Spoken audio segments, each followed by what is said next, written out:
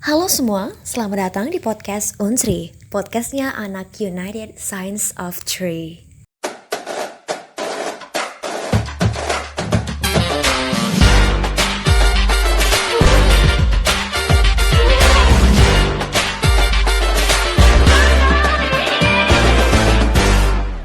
Oke, sebelum masuk ke topik pembahasan, gue mau say thank you so much buat you guys yang udah dengerin podcast kita kali ini ya. Saat mendengar kalimat barusan, pasti ada aja teman-teman yang bilang, "Dih, sok banget pakai acara campur-campur bahasa. Emang situ orang Inggris." Bercanda, ntar dibilang huzon lagi. Enggak. Cuman ada yang menarik nih teman-teman sekalian. Apakah campur-campur bahasa ini patut dijadikan buah bibir? Atau justru kita yang gak tahu sama sekali asal mulanya? Jadi aneh gitu kan dengarnya. Pas banget, podcast kali ini gue mau bahas tentang hal yang berkaitan dengan penggunaan bahasa, yaitu code mixing atau ahli kode. Ahli kode atau campur-campur bahasa didefinisikan sebagai gejala peralihan pemakaian bahasa dari bahasa satu ke bahasa yang lain karena perubahan situasi. Misal, Ipang mula-mula menggunakan bahasa Indonesia, kemudian beralih menggunakan bahasa Jawa.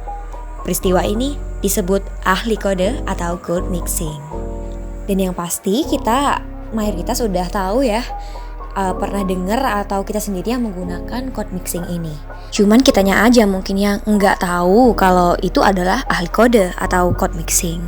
Dan implementasinya juga nggak muluk-muluk ya teman-teman. Nggak harus yang pakai bahasa Inggris, pakai bahasa asing, pakai bahasa yang dalam satu negara juga bisa. Contohnya nih, misalkan kita lagi belajar, terus guru kita menerangkan di sekolah. Dan mayoritas guru menerangkan materi dengan menggunakan bahasa Indonesia.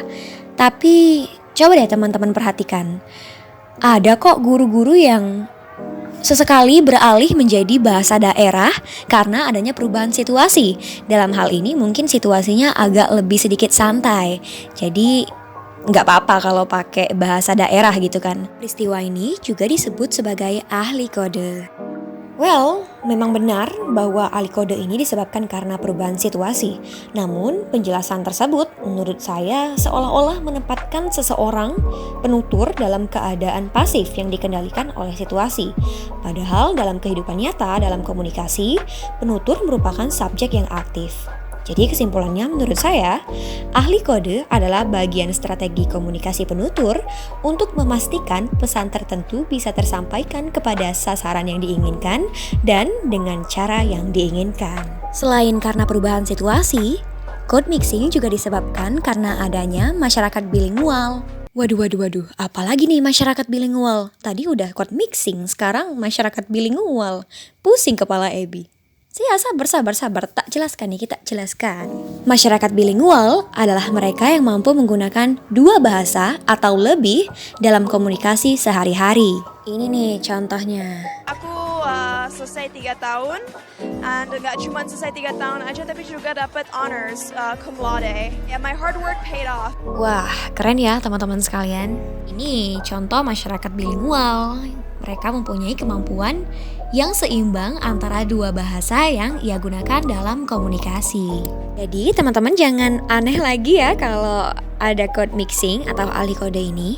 Well, code mixing memang dibenarkan, tapi terlepas itu, kita harus menggunakan bahasa yang baik dan benar.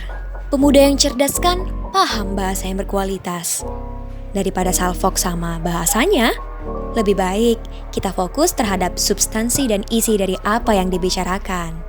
Oke, sampai sini dulu podcast Unsri kali ini.